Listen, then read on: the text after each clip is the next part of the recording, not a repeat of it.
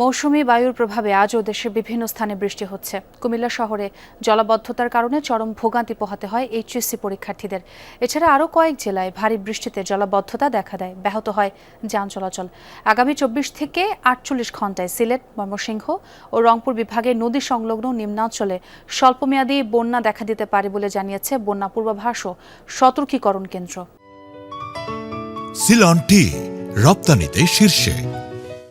হাঁটু পানি ঠেলেই পরীক্ষা কেন্দ্রে ঢুকছেন এইচএসসি পরীক্ষার্থীরা। সিটি কর্পোরেশনের পক্ষ থেকে ব্যবস্থা করা হয় দুটি ছোট নৌকারও। এমন চিত্র কুমিল্লা শহরের সরকারি মহিলা কলেজ কেন্দ্রের।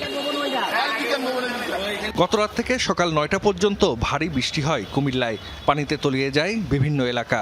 এরই মাঝে এইচএসসি ও সমমানের পরীক্ষা দিতে গিয়ে নাকাল হতে হয় শিক্ষার্থীদের।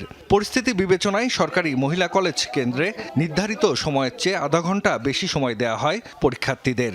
সকালে খুব পানিতে ভিজে আসতে হয়েছে, তো এটা খুব অনেকটাই কষ্ট হয়েছে। রাস্তা পুরো পানি ছিল, অনেকের কোমর পর্যন্ত। এভাবে আসলে পরীক্ষা দেওয়া যায় না। রিক্সা পাই নাই, বাসা থেকে এতটুকু পর্যন্ত হেঁটে আসছে। বাচ্চারা অনেকটাই নার্ভাস। অনবরত বৃষ্টি ছিল, উচিত ছিল আজকে পরীক্ষাটা স্থগিত রাখার জন্য। যেহেতু প্রাকৃতিক দুর্যোগ, সেটা বোঝা যাচ্ছে না, সেই বিষয়টা চিন্তা করে আমাদের ঊর্ধ্বতন কর্তৃপক্ষের সিদ্ধান্তক্রমে আগামী পরীক্ষা, যেটা আমাদের ভাষা সৈনিক অজিত গুহ কলেজে স্থানান্তর করা হয়েছে। ঠাকুরপাড়া স্টেডিয়াম এলাকা, রেসকোর্স, কান্দিরপাড় সহ শহরের বেশিরভাগ এলাকায় দেখা দেয় জলাবদ্ধতা। কোথাও কোথাও পানি ঢোকে বাসাবাড়ি, দোকানপাটেও। শহরবাসীর অভিযোগ, অপরিকল্পিত ড্রেনেজ ব্যবস্থার কারণে বৃষ্টি হলেই জলাবদ্ধতার ভোগান্তি পোহাতে হয়। বৃষ্টিতে আমাদের অনেক ক্ষতি হয়েছে, লাখ লাখ টাকার পর্দা, মনে করেন ফোন কাভার, এগুলো অনেক, এটা কি বলবো। সিটি কর্পোরেশনের ড্রেন যেগুলো আছে এগুলো সঠিকভাবে পরিপূর্ণ করে পরিষ্কার রাখে সবসময়, তাইলে এগুলা প্রতিরোধ করা সম্ভব। যে কালভার্টগুলোর জন্য পানি যা নিষ্কাশনের বাধাগ্রস্ত হচ্ছে, ওই সমস্ত কালভার্টগুলো ইতিমধ্যে ভাঙা শুরু করেছে। আমি এবং আমাদের সিইও সাহেব এখানে আছেন, আমাদের নির্বাহী ম্যাজিস্ট্রেট সেখানে দায়িত্বরত আছেন। টানা বৃষ্টিতে আজও সাভারের বিভিন্ন এলাকা জলমগ্ন। ঢাকা আরিচা, নবীনগর চন্দ্রা ও আবদুল্লাপুর বাইপাইল মহাসড়কের কয়েকটি পয়েন্ট পানিতে তলিয়ে যাওয়ায় ব্যাহত হয় যান চলাচল।